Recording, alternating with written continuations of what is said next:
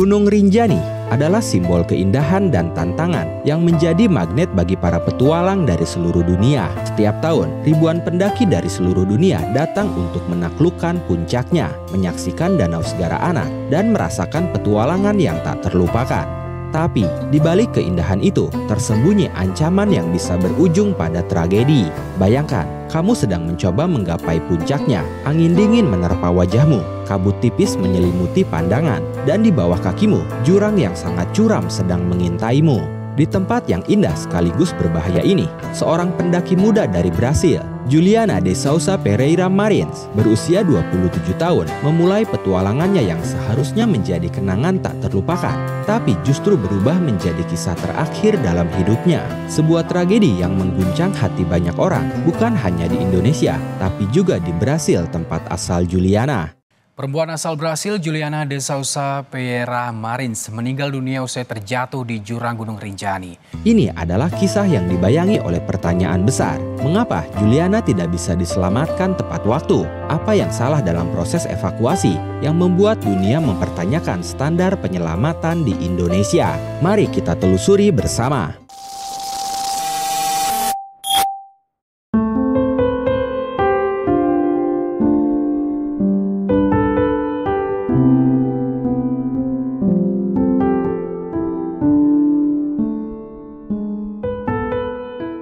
Juliana de Souza Pereira Marins bukanlah pendaki biasa. Dia adalah seorang publisis dan juga pole dancer berbakat dari Niterói, Brazil.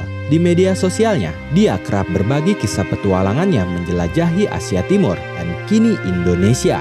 Rinjani adalah pilihannya, destinasi impian para pendaki dari seluruh dunia. Gunung ini bukan hanya tentang keindahan Danau Segara Anak atau puncaknya yang menantang, tapi juga tentang ujian fisik dan mental. Pada Jumat 20 Juni 2025, Juliana memulai pendakian ke Gunung Rinjani melalui jalur Sembalun. Dia bergabung bersama 5 pendaki lainnya dari berbagai negara dan didampingi oleh seorang pemandu lokal. Semuanya tampak bersemangat dan siap menaklukkan salah satu gunung paling ikonik di Indonesia itu. Diperkirakan mereka tiba di Pelawangan Sembalun pada sore hingga menjelang malam. Pelawangan Sembalun adalah area perkemahan di ketinggian sekitar 2.639 meter di atas permukaan laut dan merupakan titik istirahat terakhir sebelum menuju puncak. Disinilah para pendaki biasanya mendirikan tenda dan mempersiapkan diri untuk pendakian menuju puncak dini hari berikutnya. Sebuah proses yang dikenal sebagai summit attack. Keesokan harinya, Sabtu 21 Juni 2025, sekitar tengah malam hingga dini hari, Juliana dan rombongannya memulai summit attack. Ini adalah tahap paling menantang dalam pendakian. Jalurnya curam, kanan kiri adalah jurang, dan jalannya didominasi oleh kerikil vulkanik yang mudah longsor. Setiap 3 langkah ke depan bisa terasa seperti tergelincir 1 langkah ke belakang. Pendaki harus melawan rasa kantuk, suhu dingin, dan kelelahan ekstrim demi mengejar momen matahari terbit dari puncak Rinjani. Namun, sekitar pukul 4 waktu Indonesia Tengah, insiden tragis terjadi. Di titik Cemara Nunggal, salah satu jalur menuju puncak, Juliana terlihat mulai kelelahan berat. Lalu pemandu menyarankan agar Juliana beristirahat sejenak di sisi jalur. Sementara itu, pemandu dan anggota rombongan lainnya melanjutkan perjalanan ke puncak. Ketika pemandu kembali beberapa waktu kemudian untuk menjemput Juliana yang tak kunjung tiba menyusul mereka, ternyata Juliana bahkan sudah tidak ada di tempat. Dia menghilang. Kemudian dari kejauhan, cahaya senter yang terlihat di dasar tebing curam menuju Danau Segara Anak menjadi petunjuk pertama bahwa sesuatu yang buruk telah terjadi. Juliana diduga terjatuh ke jurang sedalam ratusan meter. Dan pagi itu, masih di hari Sabtu sekitar pukul 10 waktu Indonesia Tengah, sekelompok pendaki asal Malaysia yang sedang menuruni gunung dari arah puncak tiba-tiba dikejutkan oleh teriakan seseorang. Awalnya mereka mengira ada yang memprotes penggunaan drone yang mereka bawa, karena di Rinjani menerbangkan drone tanpa izin bisa menjadi masalah serius. Tapi begitu mereka mendekat, situasinya berubah drastis. Mereka diberitahu bahwa seorang pendaki telah jatuh dari tebing dan tim di lokasi membutuhkan bantuan untuk mencari keberadaannya. Para pendaki Malaysia itu bukan bagian dari tim penyelamat. Mereka hanyalah traveler yang kebetulan memiliki drone dan izin resmi untuk mengoperasikannya. Mereka akhirnya menerbangkan drone menyusuri lereng curam dan jurang-jurang di bawah Cemara Nunggal. Di percobaan pertama, mereka gagal menemukan apapun. Tapi di penerbangan kedua, kamera drone menangkap sosok tubuh kecil di tengah tebing curam sekitar 200 hingga 300 meter dari titik jatuhnya. Dan sosok itu adalah Juliana. Dari ketinggian drone, mereka melihat bahwa Juliana tampak masih bisa bergerak. Dan itu tandanya dia masih hidup. Tidak ada luka terbuka yang jelas terlihat, meskipun tubuhnya dalam posisi sulit. Mereka segera menunjukkan hasil temuan itu kepada pemandu dan juga pendaki lain di sekitar, berharap informasi itu bisa diteruskan ke tim SAR. Namun, karena keterbatasan sinyal di area pegunungan, mereka tidak bisa mengirim video atau koordinat saat itu juga. Tapi ternyata, pendaki dari Malaysia itu pun tidak berhenti sampai di sana. Di upaya ketiga dan keempat, para pendaki Malaysia ini menulis pesan di secari kertas, lalu menjatuhkannya ke arah Juliana menggunakan drone. Isinya seperti "tunggulah" dalam bahasa Inggris. Mereka juga berteriak dari atas, menciptakan suara-suara keras dengan harapan bisa menjaga kesadaran Juliana, memastikan dia tidak merasa sendirian. Semua itu mereka lakukan selama kurang lebih 2-3 jam, hingga akhirnya baterai drone mereka benar-benar habis. Namun saat itu waktu terus berjalan. Juliana berada dalam kondisi yang sangat berat, tanpa makanan, tanpa air, dan tanpa pelindung dari hawa dingin. Di atas ketinggian 9.400 kaki, suhu bisa jatuh drastis di pagi hari, dan tubuh manusia bisa mengalami hipotermia hanya dalam hitungan jam, terutama setelah mereka cedera. Harapan memang muncul pagi itu, tapi cuaca di Rinjani mulai berubah cepat. Kabut menebal, langit menjadi gelap, dan angin mulai berhembus lebih kencang. Juliana yang sempat terlihat dari kamera drone perlahan-lahan tidak lagi menunjukkan gerakan. Kini, harapan hanya bertumpu pada upaya penyelamatan yang segera digerakkan dari bawah.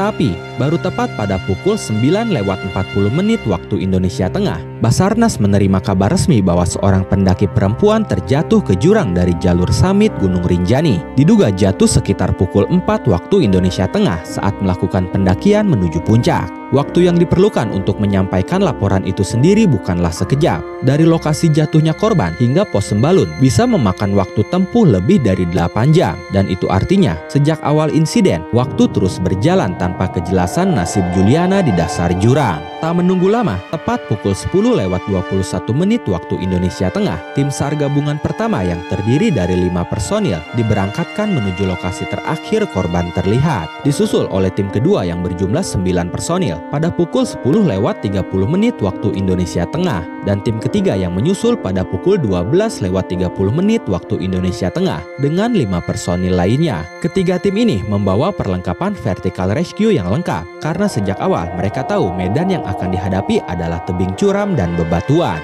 Pada malam harinya, tepat pukul 19:38 waktu Indonesia Tengah, tim keempat dengan 10 personil dan 4 porter dikirim untuk memasok peralatan serta logistik. 12 menit kemudian, tepat pukul 19:50 waktu Indonesia Tengah, 2 tim SAR pertama dan kedua tiba di lokasi terakhir korban terlihat. Dan tepat pukul 20 waktu Indonesia Tengah, mereka langsung memulai pencarian visual. Mereka menyisir medan dengan pengamatan intensif sambil mengoperasikan drone thermal untuk mendeteksi tanda-tanda panas tubuh manusia. Pada pukul 22:05 waktu Indonesia Tengah, tim ketiga pun tiba dan ikut bergabung. Namun sayangnya, meski sudah dilakukan pemindaian dengan drone thermal hingga larut malam, tapi belum ada hasil yang pasti. Medan terlalu curam, cuaca mulai memburuk, dan jarak pandang yang terbatas menyulitkan segala pergerakan. Akhirnya, malam itu pencarian dihentikan sementara, dan seluruh tim SAR memutuskan bermalam di lokasi sambil menunggu cahaya pagi dan cuaca yang lebih baik.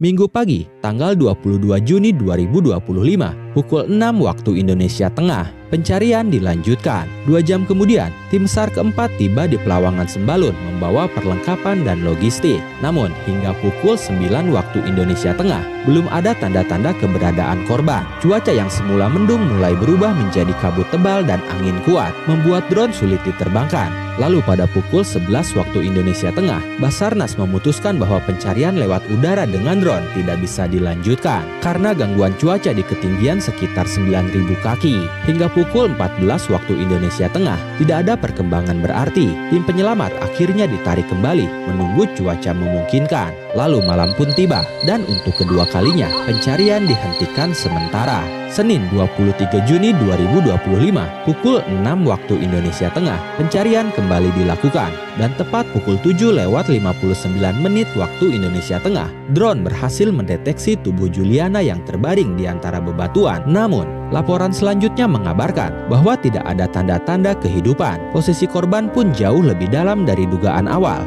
Jika sebelumnya diperkirakan jatuh ke kedalaman sekitar 200 meter, ternyata posisi terakhirnya berada di jurang sedalam 600 meter. Juliana terjebak tanpa air atau makanan dengan suhu yang sangat ekstrim, sehingga kemungkinannya dia menderita hipotermia dan dehidrasi. Tapi walaupun begitu, pada pukul 14:49 waktu Indonesia Tengah, seluruh tim SAR masih belum bisa menjangkau titik lokasi korban. Upaya evakuasi secara langsung pun belum bisa dilakukan karena peralatan tali yang mereka bawa rata-rata panjangnya hanya 250 meter, jauh dari kata cukup. Maka pada pukul 15:30 waktu Indonesia Tengah, dikirimlah tim baru dengan perlengkapan tambahan. Namun, upaya untuk menjangkau dasar jurang tetap belum membuahkan hasil pada hari itu. Jurang tersebut ternyata sangat curam dan tak memungkinkan untuk membuat sambungan tali secara aman. Baru pada Selasa 24 Juni 2025, sekitar pukul 16:52 waktu Indonesia Tengah, 7 personil penyelamat berhasil menuruni tebing dan mencapai kedalaman 400 meter. Tak lama kemudian, pada pukul 18 waktu Indonesia Tengah, seorang penyelamat berhasil menjangkau datum poin di kedalaman 600 meter, tempat tubuh Juliana akhirnya ditemukan. Dia memeriksa kondisinya, tapi sayangnya tidak ada tanda-tanda kehidupan. Pada pukul 18:31 waktu Indonesia Tengah, 3 personil lainnya diturunkan untuk mengkonfirmasi kematian, membungkus jenazah, dan menyiapkan proses evakuasi. Sementara 3 orang lainnya masih ditempatkan di titik kedalaman 400 meter. Namun, cuaca kembali menjadi musuh. Pada pukul 19 waktu Indonesia Tengah, jarak pandang terlalu buruk untuk evakuasi. Maka diputuskan, proses evakuasi akan dilakukan esok hari, Rabu 25 Juni 2025 pada pukul 6 waktu Indonesia Tengah. Korban rencananya akan diangkat dengan metode lifting vertikal, lalu ditandu menyusuri jalur pendakian kembali ke pos Sembalun. Dari sana, helikopter evakuasi medis telah disiagakan yang akan membawa Juliana ke Rumah Sakit Bayangkara Polda NTB untuk penanganan lebih lanjut.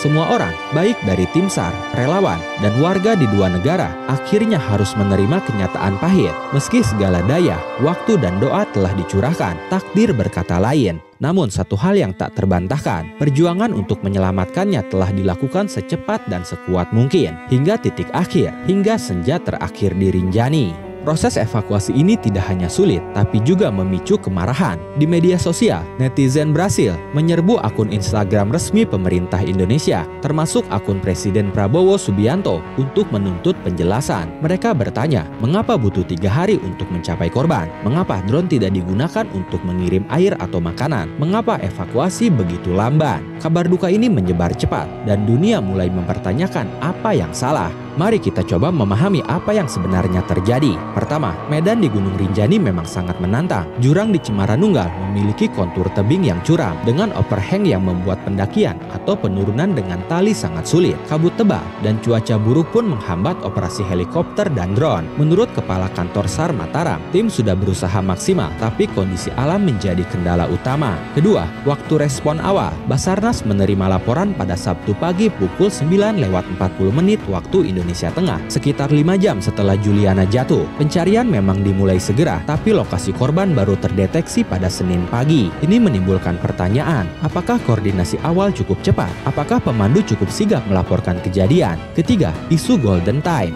Gubernur NTB, lalu Muhammad Iqbal, menyebut bahwa seseorang hanya bisa bertahan 72 jam di alam terbuka tanpa bekal. Sementara Juliana ditemukan setelah lebih dari 72 jam. Dan meski drone menunjukkan keberadaannya pada hari kedua, tidak ada laporan bahwa dia mendapat bantuan makanan atau air. Ini memicu kritik dari netizen Brasil yang merasa pemerintah Indonesia tidak cukup agresif dalam penyelamatan. Keempat, standar operasional prosedur atau SOP. Menteri Pariwisata Widianti Putriwardana menegaskan bahwa keselamatan wisatawan adalah prioritas dan pihaknya telah memerintahkan penguatan SOP untuk destinasi ekstrim seperti Rinjani. Namun, fakta bahwa Juliana ditinggal sendirian oleh pemandu meski hanya sementara menimbulkan pertanyaan tentang pengawasan dan tanggung jawab pemandu lokal. Di sisi lain, ada upaya besar dari tim SAR. 3 helikopter dikerahkan, termasuk 1 helikopter medis gratis dari pihak asuransi. Puluhan personil, termasuk para pendaki profesional pun bekerja tanpa lelah. Tapi, apakah ini cukup? Banyak yang berargumen bahwa Indonesia perlu sistem penyelamatan yang lebih canggih, seperti drone pengiriman logistik atau pelatihan SAR yang lebih intensif untuk medan ekstrim. Dari sana banyak orang bertanya, kenapa tidak langsung diselamatkan menggunakan helikopter saja?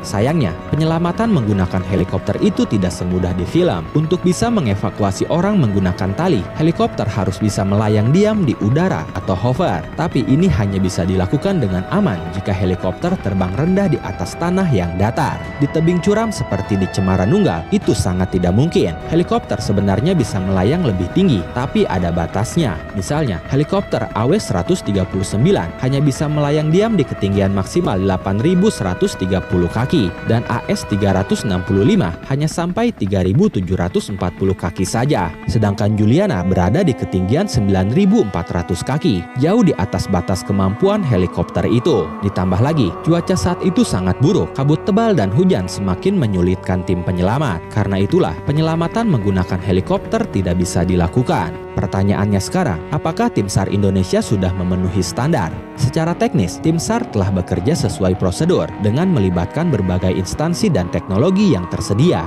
Namun, keterbatasan peralatan, cuaca, dan medan ekstrim menunjukkan bahwa masih ada ruang untuk perbaikan. Tragedi Juliana menjadi pengingat bahwa penyelamatan di destinasi wisata ekstrim membutuhkan lebih dari sekedar keberanian, tapi juga dibutuhkan sistem yang lebih baik. Juliana de Sousa Pereira Marins meninggalkan dunia di tempat yang dia impikan untuk ditaklukkan. Kisahnya bukan hanya tentang keberanian seorang petualang, tapi juga tentang tanggung jawab kita sebagai tuan rumah. Ribuan netizen Brasil menangis untuknya, dan jutaan orang di Indonesia merenung apa yang bisa kita lakukan lebih baik. Gunung Rinjani tetap berdiri megah menanti pendaki berikutnya, tapi di balik keindahannya ada pelajaran berharga, di mana keselamatan harus selalu nomor satu. Untuk Juliana, semoga kisahmu menjadi pengingat bahwa setiap langkah di alam liar harus diiringi kesiapan dan tanggung jawab.